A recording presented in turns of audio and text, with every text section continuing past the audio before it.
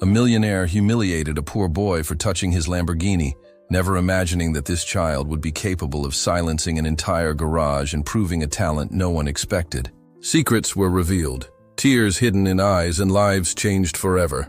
A story of humility, overcoming adversity, and discoveries that will move you from beginning to end. So subscribe to the channel now, leave your like on this video, and comment where you're watching from. Sometimes, the greatest genius in a room is the one no one sees, but who hears what no one else listens to. There are two types of silence in the world. The first is that empty, absent kind, like the space between stars. The second, much rarer, is the silence of observation, dense, attentive, filled with unspoken thoughts. This was the silence that surrounded Michael, a 10-year-old boy who carried worn notebooks and curious eyes into a mechanic's garage in the suburbs of Detroit. While adults exchanged loud words and heavy tools, Michael existed on the margins of the scene, absorbing every noise, every symptom, every metallic sigh that machines exhaled when something wasn't right. He didn't just hear engines, he understood them, like someone who grasps a secret language that few adults could completely decipher. To the world, he was just a scrawny kid watching his father work. To the broken machines, perhaps he was the only person in the garage who truly listened to what they were trying to say. That October morning, as the sun began to ignite the metal of parked car bodies, Michael didn't know that his ability to translate the language of engines would be put to the test in the most humiliating way, and then in the most extraordinary. He didn't know that before nightfall, not only would a Lamborghini be fixed, but an entire garage would be transformed. And perhaps more importantly, a man who measured value by the price of things would learn to see wealth where he least expected it. It all began with an innocent touch and a harsh word. The irregular rumble arrived before the car, a sound that cut through the constant noise of the garage like a discordant note in a mechanical symphony. Michael recognized it immediately, a V10 engine breathing out of rhythm. His ears caught microseconds of hesitation between cylinders, an almost imperceptible metallic cough when the engine dropped from high revs. The graphite-gray Lamborghini entered like a storm cloud, low and threatening, driven by a man who seemed as sharp as the vehicle's design. Richard Miller was known in the city not only for his fortune built in real estate, but also for the impatience with which he treated any obstacle in his path. And at that moment, the obstacle was his own $600,000 car failing at low RPM. "I need this working today," he announced, throwing the key in the direction of Paul, the garage owner. "I have a corporate event tomorrow in the Hamptons. The car is misfiring and losing response." "No excuses," Paul nodded, accustomed to demanding clients, though few arrived with such expensive vehicles and such short tempers. The mechanics approached the engine bay like priests before an altar, while Michael, magnetized by the beauty of the Italian machine, moved a few steps closer. He couldn't resist. His small, clean fingers, he always washed his hands before entering the garage, extended to lightly touch the hood, feeling the subtle vibration of the metal, like a doctor seeking a patient's pulse. That's when the voice cut through the air. "Hey, get that dirty kid away from my car!" Michael pulled his hand back as if he'd touched a hot coal. His brown eyes, too large for his thin face, met the furious gaze of Richard Miller. "He'll scratch the paint," the man continued, adjusting his wristwatch that probably cost more than Michael's father's annual salary. "Do you know how much a touch-up costs on this car?" Robert, Michael's father, appeared beside his son like a protective shadow. He was a man with thick hands and economical words, who had learned mechanics from his own father and now supported his family with that knowledge. His tanned face, marked by the sun, tensioned, but his voice remained controlled. "Sorry, sir. He's my son. He's just curious. Curiosity doesn't pay bills." Richard cut him off, with the coldness of someone accustomed to being obeyed. "If I see one more finger on that Lamborghini, I'm out of here, and I'll make noise throughout the entire city about your lack of professionalism." The garage froze. Mechanics exchanged glances. The compressor seemed to sigh, and even the tools on the workbench seemed to have diminished their metallic clinking. Paul, trying to calm the situation, approached with a conciliatory smile that didn't reach his eyes. "Mr. Miller, I guarantee we'll solve your problem quickly. Robert is our best mechanic, and the boy won't interfere." Robert, inside, felt his blood boiling. But 20 years of fixing cars had taught him there are moments when you need to swallow your pride. He had a family to feed and overdue rent. He took Michael to the back of the garage, away from the stairs, and crouched down to the boy's height. "Stay with me, Michael. Watch from a distance. Don't touch anything." The boy nodded, but his eyes remained on the Lamborghini. He observed how the car oscillated subtly at idle, how the body seemed to dance almost imperceptibly, the short hiss that appeared when the RPMs dropped. In his worn school notebook, he wrote in tiny, careful handwriting, "Possible false air intake, breather, or PCV." Michael wasn't an ordinary boy. Since he was 5, he had demonstrated an uncommon ability to understand systems. While other children took apart toys out of curiosity, he took them apart to fix them. At school, his teachers noticed how he got lost in thought during classes, but could precisely explain how complex things worked. "He thinks in parts and systems," his teacher once told his mother, "as if he sees inside things." At home, his mother, Linda, worked as a nurse on night shifts at the municipal hospital. She always said Michael had doctor's ears. He could hear what others couldn't. It was she who insisted Robert bring the boy to the garage when there was no school, even against the father's initial wishes, who feared accidents. "Let him see how the world works inside," Linda argued. "It's his way of understanding things." And now, leaning against a back wall, with his notebook open on his folded knees, Michael watched the veterans begin tests on the Lamborghini with an attention few adults could maintain. The morning progressed like a jammed gear. The mechanics connected the scanner, checked error codes, reviewed filters, and tested fuel pressure. The results were confusing and inconclusive. The ECU, electronic control unit, showed varying mixture corrections, sporadic ignition failures, but without clearly pointing to the source of the problem. Richard Miller paced the garage like a caged feline, repeatedly checking his watch, speaking on the phone in a low, irritated voice, casting impatient glances at the working mechanics. At another garage, "They would have solved this already," he provoked, after 2 hours of testing. "Am I paying premium to wait all day?" Paul maintained the studied calm of someone who had seen difficult clients before. "We're being methodical, Mr. Miller. It's a very sensitive V10. Better to get it right the first time than replace parts unnecessarily and create new problems." They changed the spark plugs, tested the coils, cleaned the mass airflow sensor. The problem improved slightly, but the idle remained unstable. Robert delved deeper into the engine, checking sensors and connectors. Michael watched everything with attentive eyes.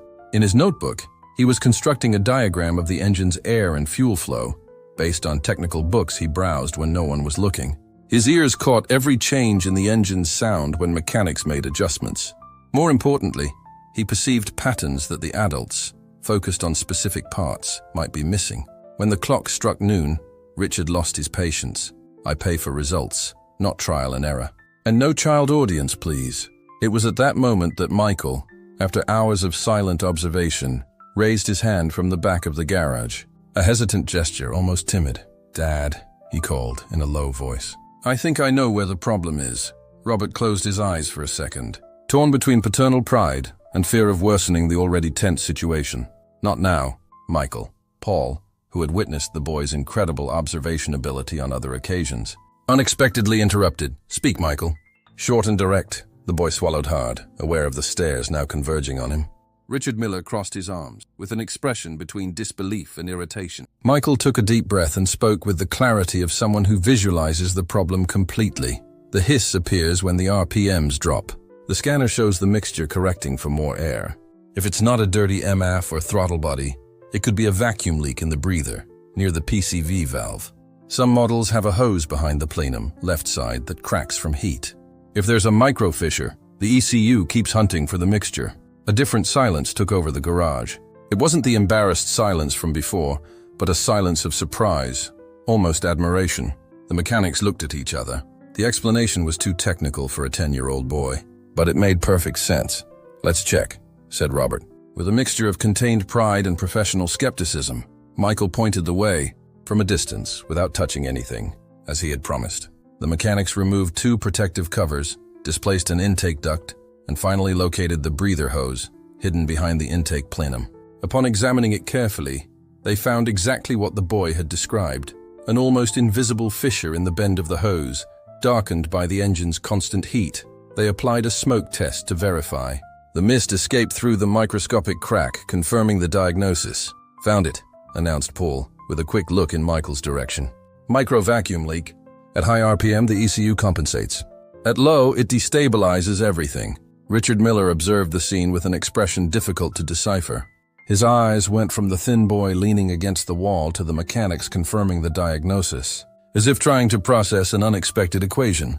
They replaced the problematic hose, reset the ECU adaptations, cleaned the mass airflow sensor as a preventive measure, and synchronized the throttle body. When the Lamborghini's engine was restarted, the V10 settled perfectly, without oscillation, without hissing, with immediate response to the accelerator. Paul's garage was a microcosm of metal, oil, and dreams. Located in the industrial outskirts of Detroit, it occupied an old warehouse that had once been a small auto parts factory decades before. The high ceiling, supported by metal beams painted faded blue, housed 3 hydraulic lifts, workbenches lined against the walls, and tools organized on metal panels. The polished concrete floor held oil stains that told stories of 1,000 different engines. Fluorescent lights created deep shadows under elevated cars, as if there, in the penumbra below the machines, resided secrets that only the initiated could access. The corner where Michael usually stayed was a small niche between a shelf of cataloged parts and the coffee machine. There he had improvised his observation post. A plastic crate turned upside down served as a seat, and the lowest shelf functioned as a table for his notebook. The garage walls told their own story. Auto parts supplier calendars showing sports cars and smiling women, technical course diplomas proudly framed, faded photographs of rare cars that had passed through there. Near the entrance, a corkboard displayed cards from satisfied clients, a visual testament to the trust Paul had built over 20 years. The air carried a mixture of aromas that Michael knew as well as the smell of home. New motor oil, heated metal, grease, rubber, and the penetrating odor of brake fluid. For many, it was just the smell of a garage. For Michael, it was the perfume of knowledge, honest work, his father's dedication. When the Lamborghini entered that space, it seemed like a being from another world, brilliant, aggressive, displaced among the common cars that normally occupied the lifts. Its metallic graphite gray reflected the fluorescent lights, like deep water reflects stars, creating an almost mystical aura around the Italian machine. The silence that followed the engine's perfect start lasted an eternal second, as if time hesitated before continuing. It was Richard Miller who broke that moment, with an involuntary sigh that seemed to contain both relief and confusion. "How old are you?" He hesitated, trying to find words for a situation he never imagined facing. "Kid?" He tried to joke without humor. 10 years old, sir," Michael replied, serious, still not moving from his corner. The mechanics laughed, relieved. The tension that had dominated the garage all morning began to dissipate like mist under the sun. Robert bit his lip to hide the pride that threatened to overflow.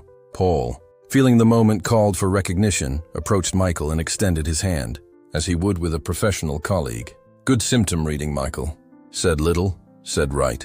The boy shook the offered hand, with a timid half-smile that illuminated only one side of his face. His eyes, however, shone with the pure satisfaction of someone who solved a complex puzzle. Richard Miller cleared his throat, still maintaining the pose that his fortune and social position imposed on him like armor. "So, the childish diagnosis saved my event. Great, but the day hadn't finished its surprises. Yet, while the mechanics evaluated the Lamborghini's final idle, a metallic click echoed from the other end of the garage. The hydraulic lift supporting a popular sedan trembled slightly as it was lowered. Michael, with that selective attention for out-of-place sounds, frowned.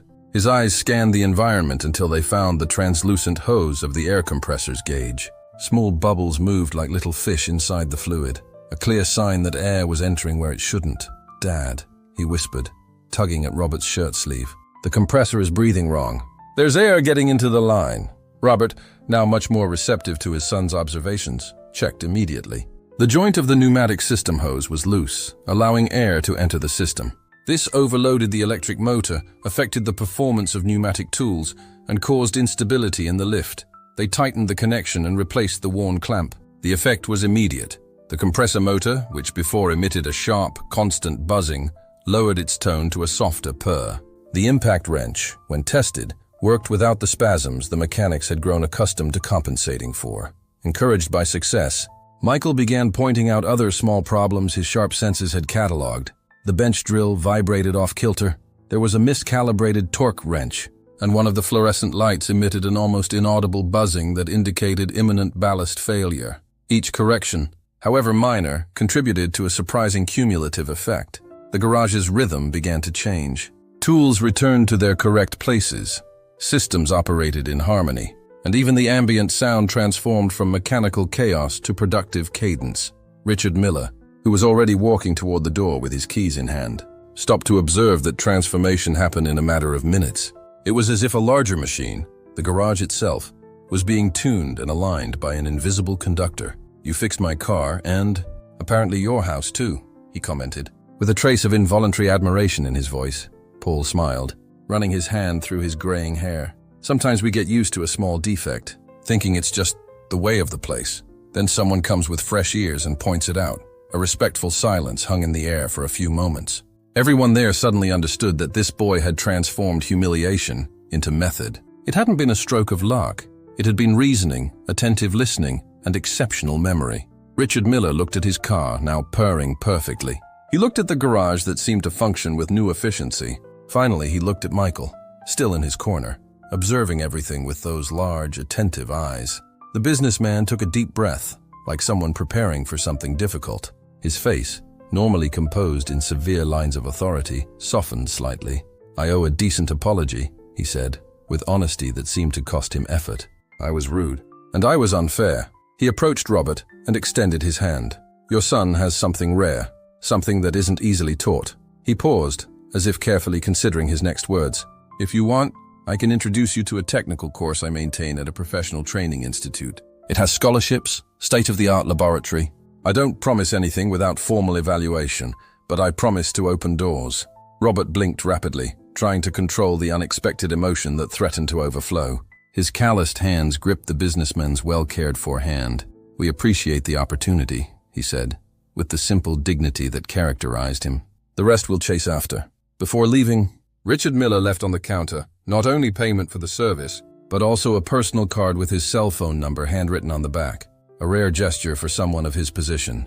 And he left, perhaps more importantly, a message that seemed directed to both those present and himself. "Wealth can't buy good ears. I learned that today." The garage remained silent for a few seconds after the Lamborghini's departure. It wasn't an empty silence, but one filled with satisfaction and possibilities. Michael, still processing everything that had happened, carefully closed his notebook. He didn't know exactly what that technical course offer meant, but he felt that something important had changed, not just in the garage, but in his own life. "You deserve it, son," said Robert, placing his hand on the boy's shoulder. "You always deserved more than I could give. You gave me the most important thing, Dad," Michael replied, with wisdom beyond his years. "You taught me to listen." That night, returning home, Michael felt different. It wasn't just the pride of having solved a complex problem, or even the validation he'd received from adults. It was something deeper, the understanding that his peculiar way of perceiving the world, which so often made him feel strange or displaced, was, in fact, a valuable gift. At dinner, he told his mother what had happened. Linda, still in her hospital uniform, listened to everything with teary eyes. "I always knew you had something special, Michael," she said, holding her son's hand over the table. "We just needed the world to notice, too." In the following weeks, the Lamborghini effect transformed Paul's small garage. The story of the boy who diagnosed the problem in an Italian supercar spread through the city like wildfire.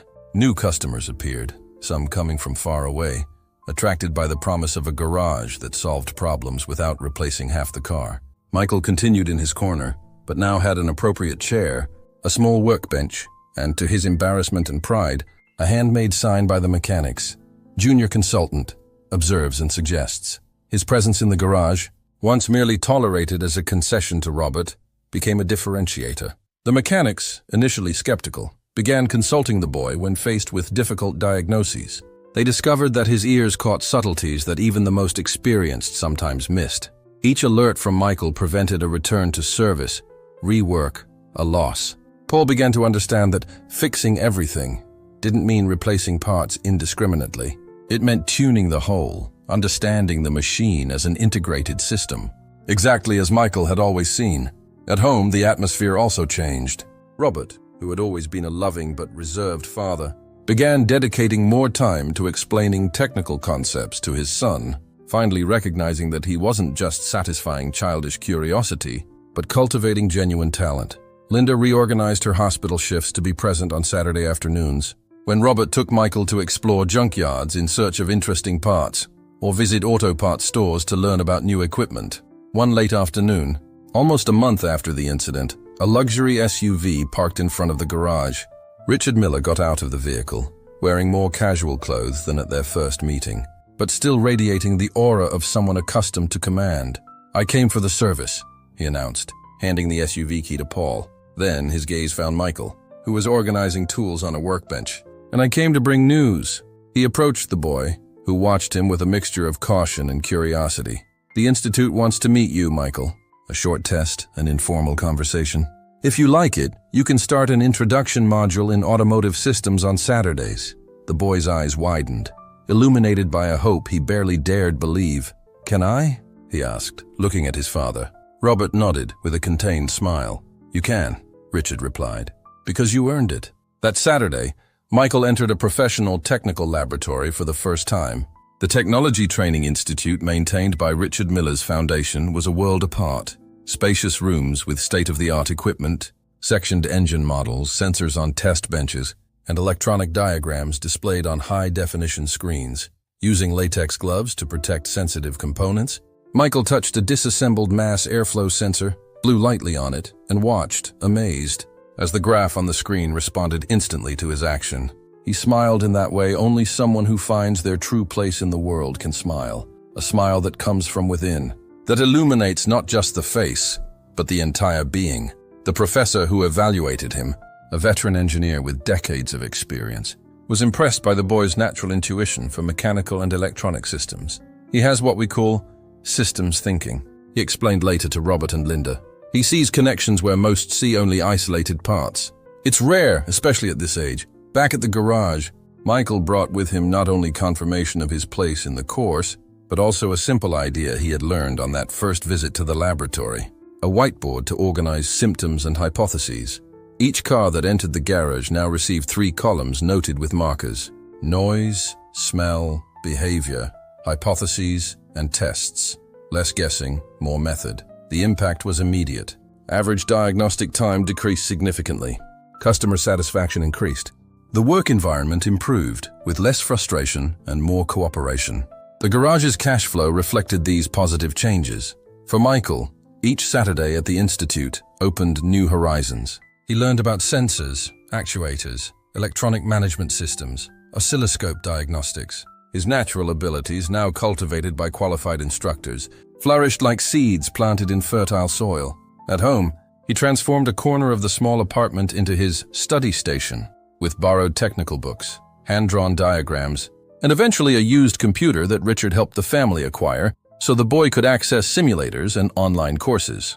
Linda, watching her son absorb knowledge with that quiet intensity that had always characterized him, commented one night to Robert, "You know what impresses me most? He continues being the same Michael. All this attention, all these opportunities, and he continues kind, continues observant, continues just wanting to understand how things work." Robert, washing dinner dishes, nodded. Some people change when they're recognized. Others just become more themselves.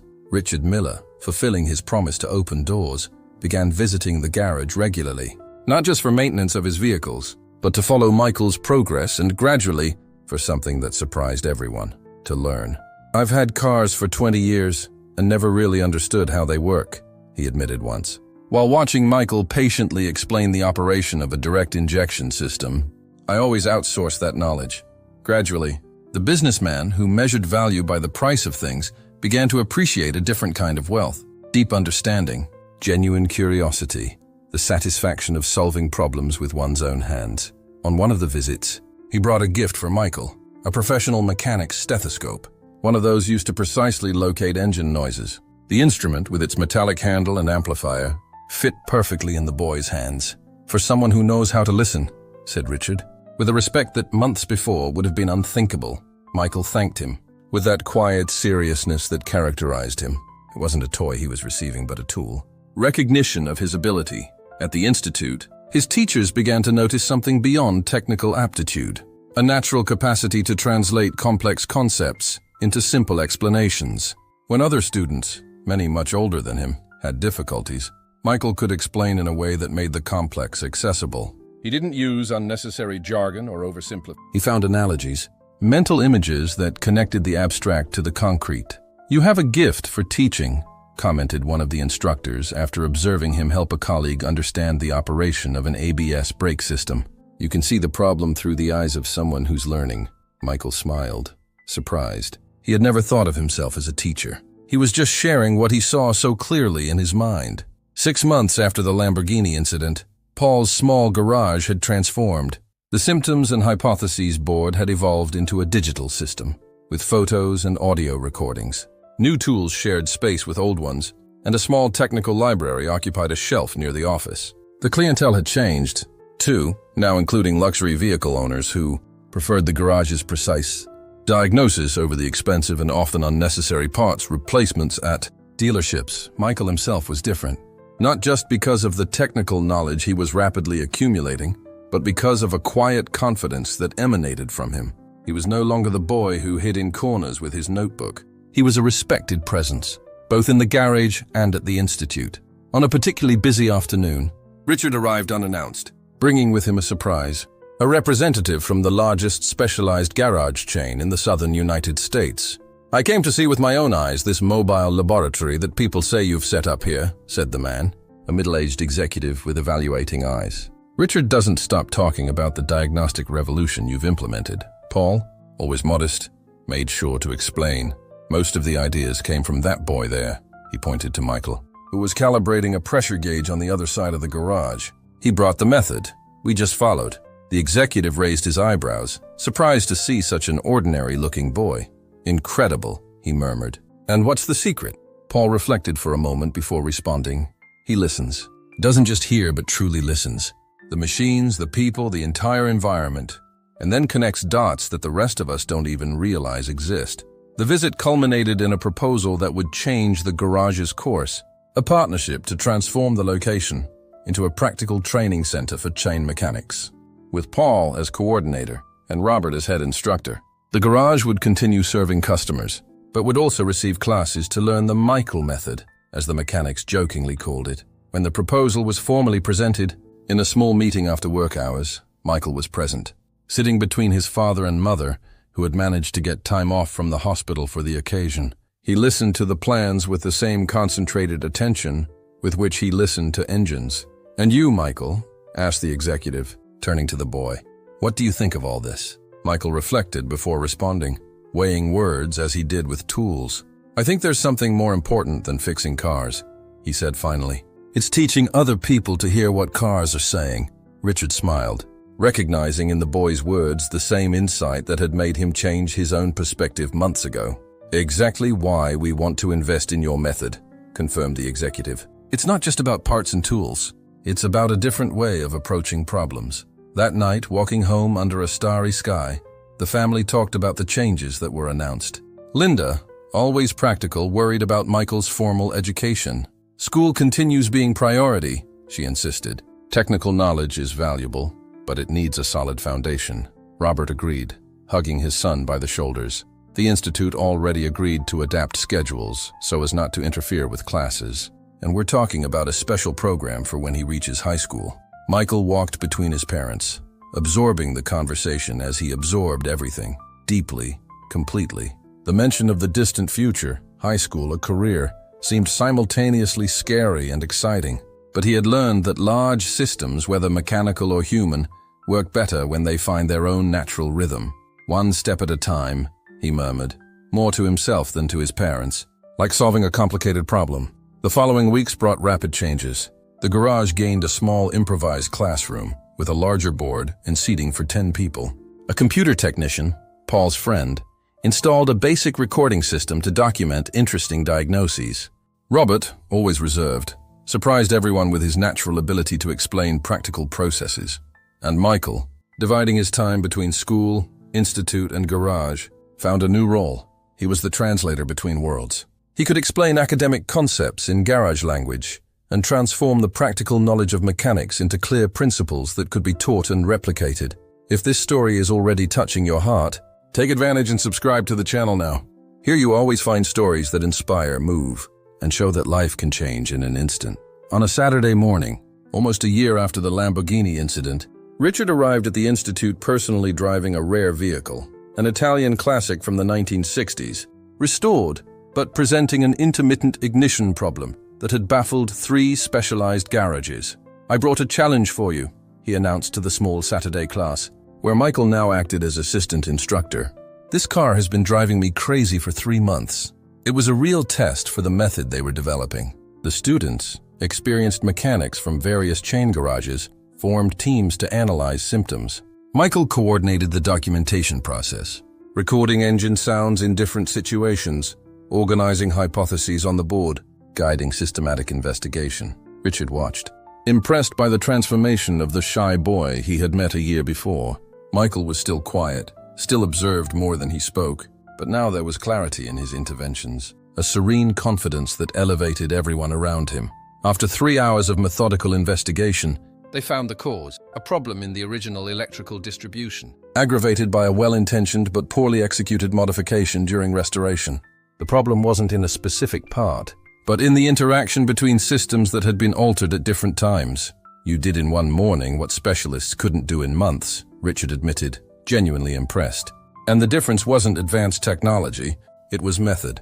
That afternoon, while mechanics implemented the solution, Richard invited Michael for coffee at the snack bar near the Institute, a gesture that would have been unthinkable at their first meeting. "You know, Michael," said the businessman, stirring sugar in his cup, "I've been thinking a lot about that first day. About how I judged you by appearance, by age." The boy listened attentively, with that quiet concentration that characterized him.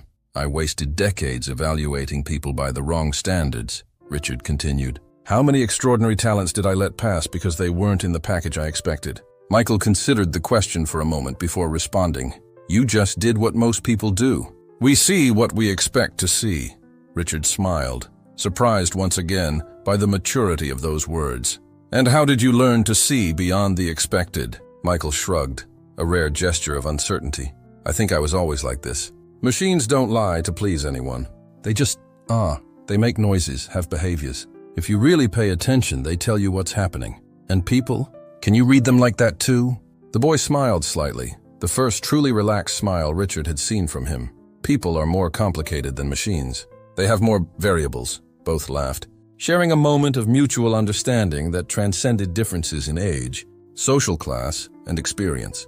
Upon returning to the Institute, they found the classic car running perfectly, its old engine singing with the precision and character its creators had intended 6 decades before. "Thank you," said Richard, addressing not just Michael, but everyone involved. "You didn't just fix a car, you restored its soul." The following months consolidated the transformation initiated by that unlikely encounter between an observant boy and an impatient businessman. The training program grew, attracting mechanics from other states.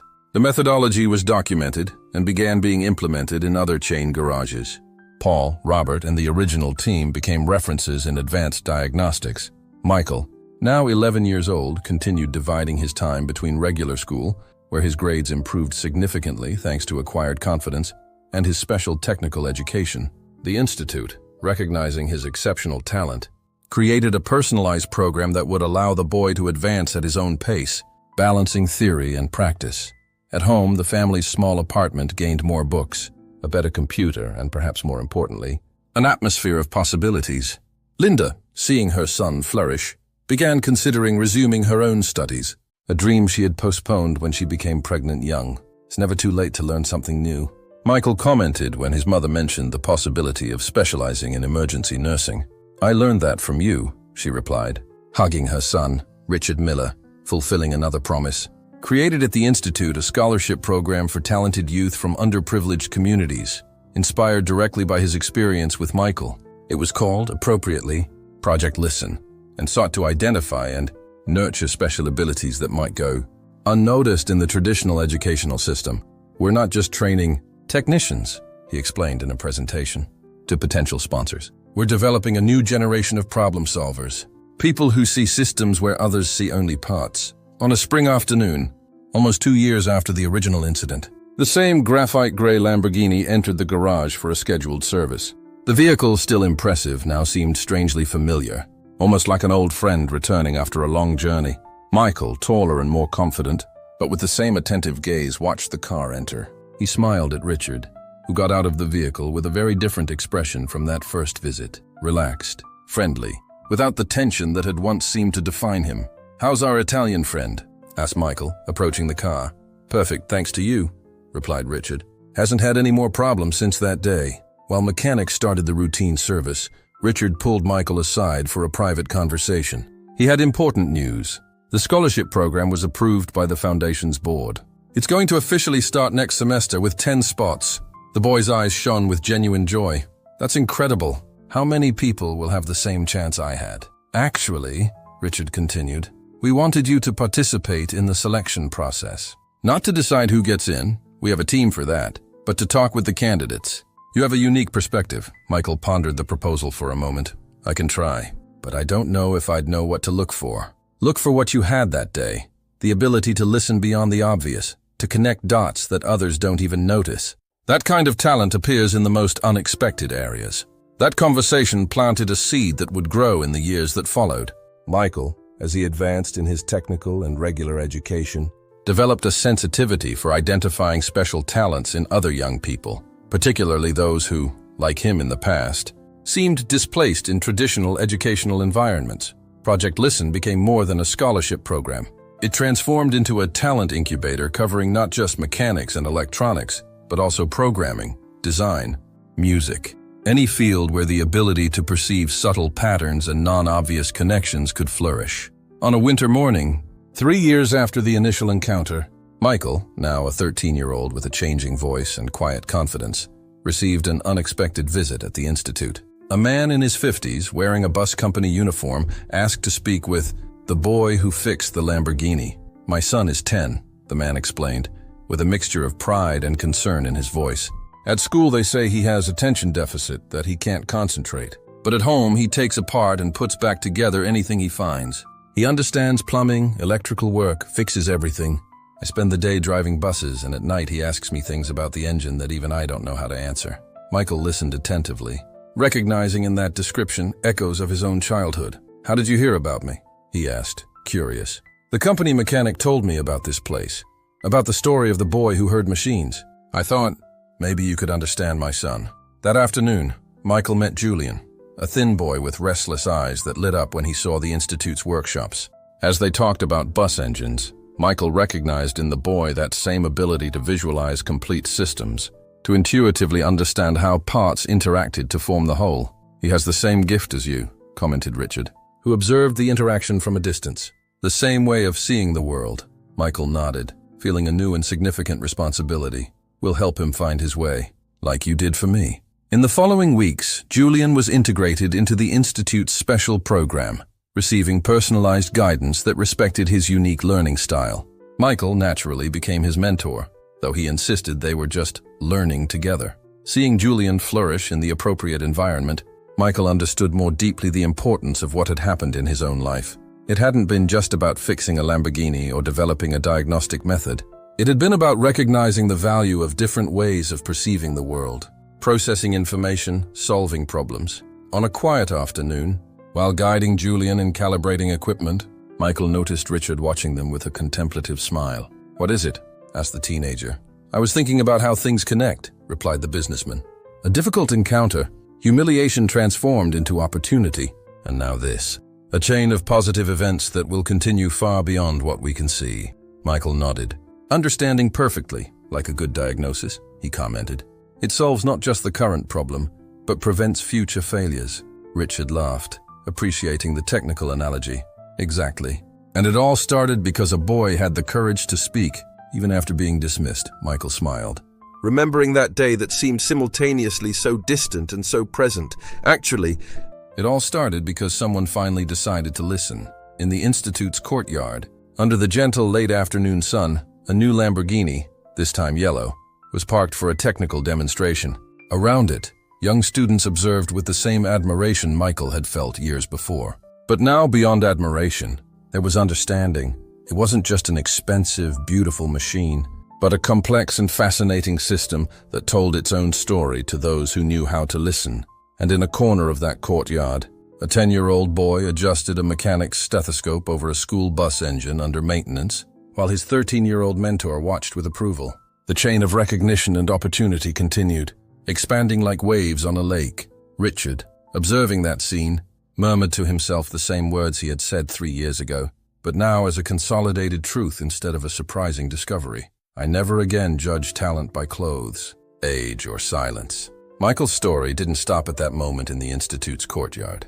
In the years that followed, his life would transform in ways that not even he could imagine on that day when a temperamental Lamborghini entered his father's garage. When Michael turned 15, Project Listen had already expanded to 3 southern states and had trained more than 50 young talents. The diagnostic model initially developed for vehicles had been adapted to other fields: industrial electronics, home automation, and even hospital management systems, an adaptation that Linda, now a specialist in emergency nursing, had helped implement.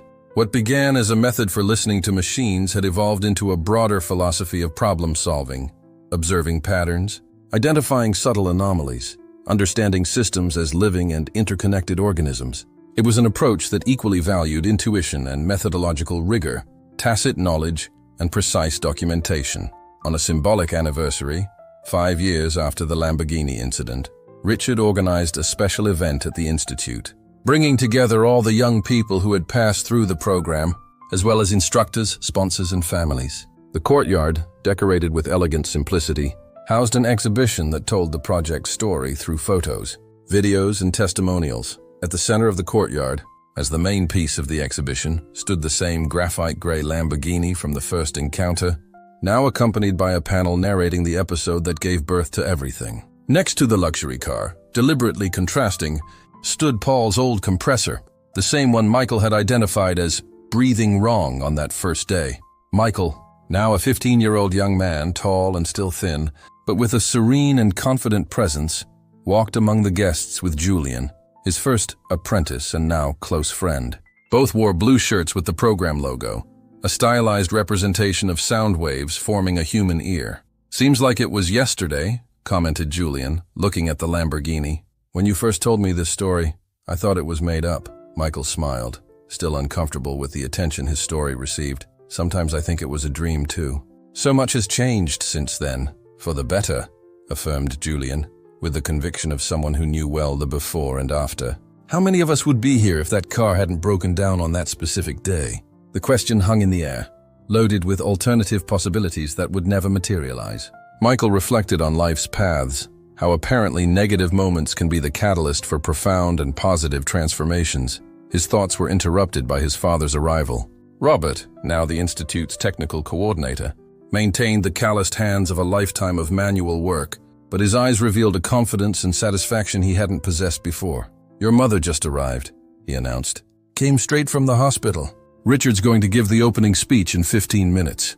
Michael nodded, walking alongside his father toward the entrance. As they crossed the courtyard, Robert placed his hand on his son's shoulder, a gesture that had become more frequent over the years. "Proud of you, son. Not just for what you've achieved, but for who you continue to be." It was a compliment Michael especially valued. Despite all the changes, all the opportunities and recognition, he had strived to maintain the essence of that observant boy who believed all machines had something to say. And, by extension, all people too. Linda waited near the entrance, still wearing her hospital scrubs under a light coat. Her hair, now with some silver strands, framed a face that carried the fatigue of a long shift, but also the glow of deep satisfaction. She hugged her son with that unconditional affection that had always been his safe harbor. "Sorry I'm late," she said. "We had a last-minute emergency." "What matters is that you're here," Michael replied, noticing the characteristic smell of alcohol and antiseptic that always accompanied his mother after work, an aroma that, to him, represented care and dedication. The family walked together toward the improvised stage, where Richard was already preparing to speak. The businessman, now in his 50s, maintained his elegant posture and penetrating gaze, but there was a gentleness in him that hadn't existed when Michael first knew him. The years of involvement with the project had transformed not only the lives of participating youth, but his own as well. "Welcome to this special celebration," Richard began, his voice amplified by speakers. "We're here to mark 5 years of an extraordinary journey that began in the most unlikely way. With a temperamental Italian supercar and a boy who knew how to hear what machines were trying to say." A wave of smiles went through the audience, many looking in Michael's direction, who felt his cheeks warm slightly. What we celebrate today isn't just the success of an educational program, or the number of young talents who have passed through here. We celebrate a paradigm shift, the understanding that excellence can emerge from the most unexpected places, and that our role, as a society, is to create conditions for these talents to flourish. Richard paused, looking directly at Michael. 5 years ago, I was a different man. I measured value by the price of things and people by the status they occupied. It took a 10-year-old boy to teach me one of the most valuable lessons of my life, that true wealth lies in the ability to perceive what others don't see or don't hear. The speech continued, relating the project's evolution, challenges faced and overcome, lives transformed. Michael listened attentively, as he always did, but his mind also traveled through the years, remembering key moments of that extraordinary journey. He remembered the first day at the institute, the fear and excitement of entering that new world, the nights studying beyond school hours, absorbing technical knowledge with a thirst that seemed insatiable, the first recognitions and the strange sensation of being seen as special for doing something that, to him, seemed as natural as breathing. He recalled the moment he began teaching others, first Julian, then more young people who arrived at the program with similar stories, misunderstood talents, minds that processed information in unconventional ways, children labeled as difficult or inattentive, who, in the right environment, revealed themselves as potential geniuses. He also remembered the difficulties, nights when fatigue made him question whether he could balance regular school, technical studies, and growing responsibilities, moments of doubt about his future, pressures that increased as more people placed expectations on his shoulders, and he recalled, with special fondness, the daily small victories, each car fixed, each system understood, each young person who found their path thanks to the program his story had inspired. Applause for Richard's speech brought Michael back to the present. The businessman now called him to the stage, along with other young people who had been pioneers in the program. On the way to the stage, Michael passed by the displayed Lamborghini and couldn't resist lightly touching the hood, as he had done 5 years before. This time, there was no reprimand, just a knowing smile from Richard, who watched the gesture from the stage. When the young people lined up beside the businessman, Michael noticed how different they were from each other. They came from diverse backgrounds, had distinct personalities, varied interests. What united them wasn't similarity, but the fact that each of them saw the world from a unique and valuable perspective. These young people, announced Richard, are just the beginning. Our next goal is to expand the program throughout the country in the next 5 years, identifying and nurturing special talents in every region, every community. The applause was enthusiastic.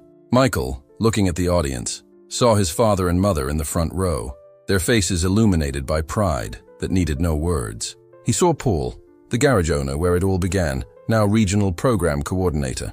He saw the mechanics who had witnessed his first diagnosis, many of them now instructors, and he saw dozens of young faces, some familiar, others new, all part of a community that had grown from that singular moment. After the official ceremony, while guests circulated through the exhibition, Michael found a moment of quiet near the old garage compressor. The equipment, now a museum piece, brought vivid memories of that first day. "Still hearing machines?" asked a familiar voice. Richard had approached silently, 2 juice cups in hand. He offered one to Michael. "Always," replied the young man, accepting the drink. "But now I hear other things too." "Like what?" Michael considered the question for a moment. "Stories. Each person who arrives at the program brings a story that somehow connects with mine. Different paths that lead to the same place, the search for understanding, for belonging." Richard nodded, understanding perfectly. "You know what impresses me most about you, Michael? It's not your technical talent, which is exceptional. It's your ability to remain centered, authentic. Many people get lost when they find success young." "I have good examples at home," Michael replied, looking toward his parents, who were talking with other guests. "And I learned early that what matters isn't how much you know, but how you use that knowledge to help others."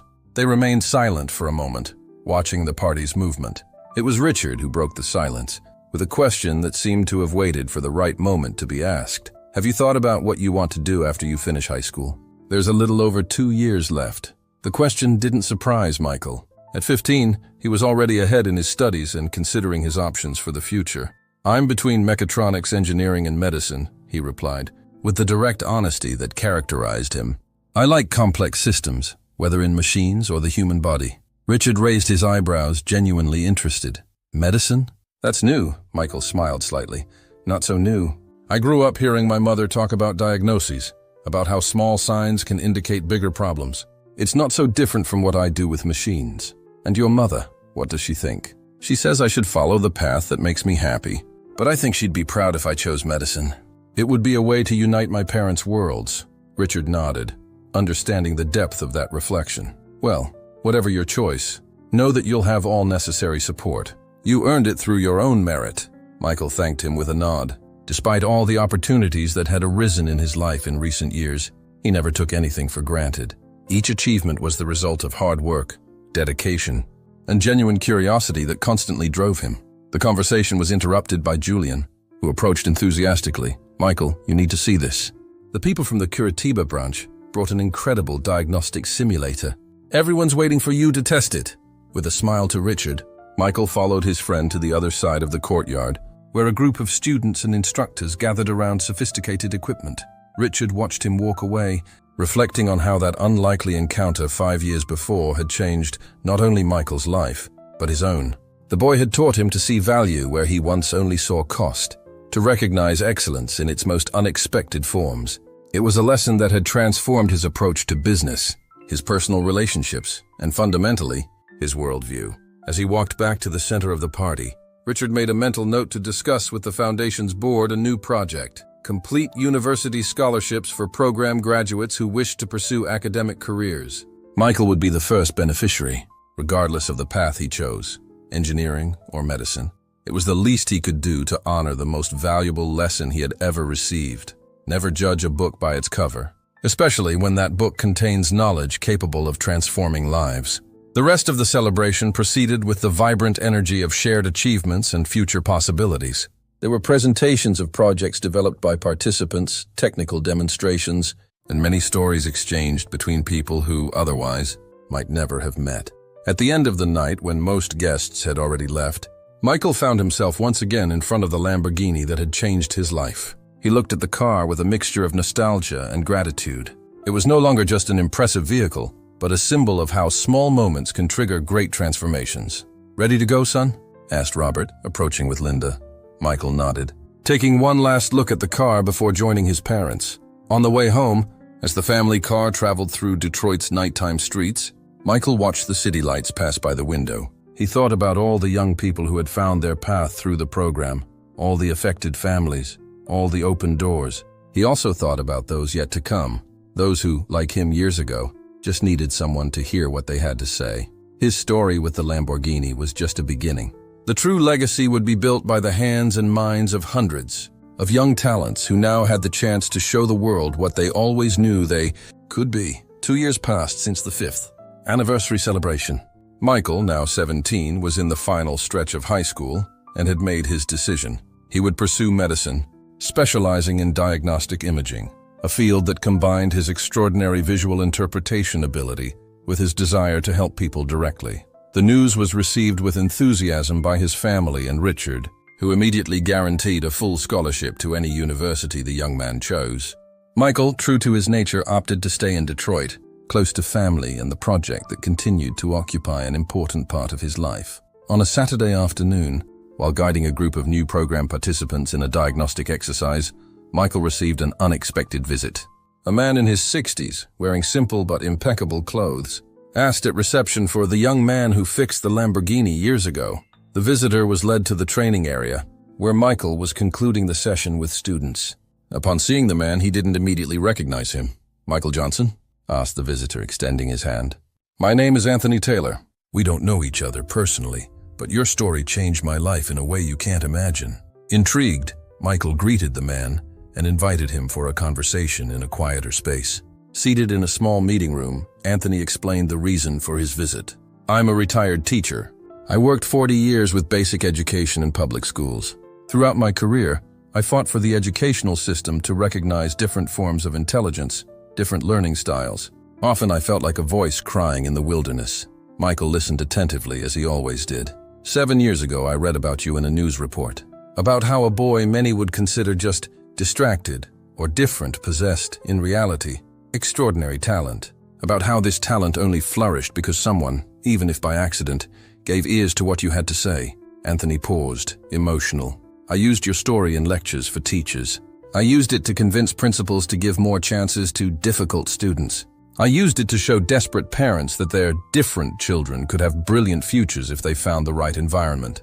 Michael felt a lump in his throat. He had never considered that his story could have such broad reach, touching lives he didn't even know. What began with you in that car, Anthony continued, created waves that spread far beyond this institute. There are schools throughout the country implementing programs inspired by the model you created here. There are teachers rethinking their methods. There are families with renewed hope. I didn't know that, Michael admitted, genuinely surprised. I always saw the program as something local, focused on specific technical skills. Anthony smiled. The best ideas always transcend their original intentions. What you discovered here isn't just a method for training young technical talents. It's an educational philosophy that recognizes and celebrates neurodiversity, that understands different minds process information in different ways, and that this is a strength, not a weakness. The conversation continued for more than an hour. Anthony shared stories of students who had found their way thanks to the new approach. Young people who, like Michael years before, possessed extraordinary talents that remained invisible in the traditional educational system. At the end of the meeting, the retired teacher handed Michael an envelope. It's an invitation. We're organizing a national congress on neurodiversity and inclusive education. We'd like you to be one of the main speakers. Your story is the perfect starting point for the discussion we want to promote. Michael accepted the envelope, aware of the symbolism of that moment. The boy who had once been silenced by an impatient adult was now invited to use his voice to inspire educators throughout the country. I'm not an education specialist, he warned, always honest about his limitations. We don't need another specialist, Anthony replied with a smile. We need someone who lived the experience and can share it authentically. Someone who can show educators what the world looks like seen through different eyes. After Anthony's departure, Michael sought out Richard to share the invitation and discuss the possibility of expanding the program to include specific training for educators. The businessman, always attentive to positive impact opportunities, immediately approved the idea. It's the logical next step, Richard agreed. It's not enough to identify and nurture exceptional talents when we find them. We need to transform the system so these talents are recognized from the beginning. In the following weeks, Michael worked with a multidisciplinary team, including educational psychologists, pedagogues, and neuroscience specialists, to develop a training module for public school teachers. The objective was to share lessons learned in the program and provide practical tools to identify and support students with diverse cognitive profiles. In parallel, he prepared for the Congress and the medical school entrance exam that was approaching. Many responsibilities for a 17-year-old, but Michael had learned to balance multiple projects without losing his center. The key, as he once explained to Julian, was applying the same method he used to diagnose machines. Identify priorities, establish connections between different areas, and always maintain the view of the complete system. Not just isolated parts. Life isn't so different from a complex engine, he philosophized. All parts need to work in harmony for the whole to function well. The National Congress on Neurodiversity and Inclusive Education took place in New York, bringing together more than 2,000 educators from across the country. Michael, despite his inexperience with large audiences, conducted his presentation with the same clarity and honesty that characterized him in all situations. He didn't use technical jargon or elaborate terms. He simply told his story, from childhood observing engines to the present. At the doors of medical school, and how recognition of his unique way of processing information had transformed not only his life, but that of hundreds of other young people. What I learned in all these years, he concluded, looking at the attentive audience, is that there's no single, correct way to learn, to understand the world. There are infinite ways, each with its strengths and challenges. The real waste is trying to force all minds to function the same way. The impact of his speech was immediate and powerful. Educators formed lines to talk with him after the presentation, sharing stories of students who could benefit from the approach he described. Representatives from education departments proposed partnerships to implement adapted versions of the program in public schools. University researchers expressed interest in documenting and studying the developed methodology. For Michael, it was a revelation to realize how many people identified with his experience, either personally or through students they worked with. What had begun as a solution to a specific problem had transformed into something much larger. The night after his presentation, sitting in his hotel room, Michael received a message from Richard with a link to a report in a major national newspaper. The headline read, "From Silenced Boy to Education Revolutionary, How Michael Johnson is Transforming the Way We See Intelligence." Reading the article, Michael felt a mixture of pride and humility. Pride for the positive impact his story was generating, Humility for knowing he was just a small part of something much larger than himself. At the end of the report, there was a quote from Richard that perfectly captured the essence of the journey. Michael's true genius isn't just in his exceptional technical ability, but in reminding us that excellence takes many forms and appears in the most unexpected places. All we need to do is learn to listen. The next morning, before returning to Detroit, Michael received a call from his mother. Linda rarely called during the day, preferring text messages due to her intense hospital routine. Her voice sounded emotional. "Son, you won't believe it. The hospital just approved a pilot project based on your diagnostic method. We're going to adapt the approach for training residents in diagnostic medicine." The news caught Michael by surprise. Although he had casually talked with his mother about possible applications of the method in medicine, he didn't expect the idea to gain traction so quickly. "How did this happen?" he asked, genuinely curious. "The clinical director read the report about you in the newspaper," Linda explained. "He called me this morning and said he'd been following your trajectory for years." Apparently, his son participated in the program last year and had an incredible transformation. He wants to implement something similar for residents who are learning to listen to patients and interpret symptoms. Michael smiled, marveled at how connections formed in unexpected ways, how a small act could generate consequences extending far beyond the initial moment. Upon returning to Detroit, he was received at the airport by his parents and Julian. On the way home, he shared experiences from the Congress and discussed next steps for the educational program they were developing. "It's incredible how it all started with a broken car," commented Julian, who now, at 15, was one of the most talented junior instructors in the program. "Imagine if that hose had never cracked." The observation provoked a moment of silent reflection in the car. Everyone there understood how small events could completely change the course of entire lives. "I think it would have happened another way," Michael finally replied. "Maybe not with a Lamborghini, maybe not so dramatically, but somehow. Because what mattered wasn't the car, not even the diagnosis itself. It was the moment when different people decided to really listen to each other." Robert, driving, looked briefly at his son through the rearview mirror, with that silent pride that needed no words. Linda squeezed Michael's hand, communicating unconditional love and support. That night, before sleeping, Michael opened a drawer in his desk and removed an old, worn notebook, the same one he used on that day in the garage 7 years ago. The pages were filled with hand-drawn diagrams, technical notes written in childish handwriting, observations about engine sounds and behaviors. He leafed through until finding the note from that day. Possible false air intake, chocked a breather, or PCV. He smiled to himself, remembering the boy he was. Curious, observant, silent but attentive to everything. That boy still lived within him, still observed the world with the same attentive eyes, still found patterns where others saw only chaos. The difference is that now his voice was heard, his talent recognized, his potential cultivated, and more importantly, now he helped ensure other voices were also heard, other talents recognized, other potentials cultivated.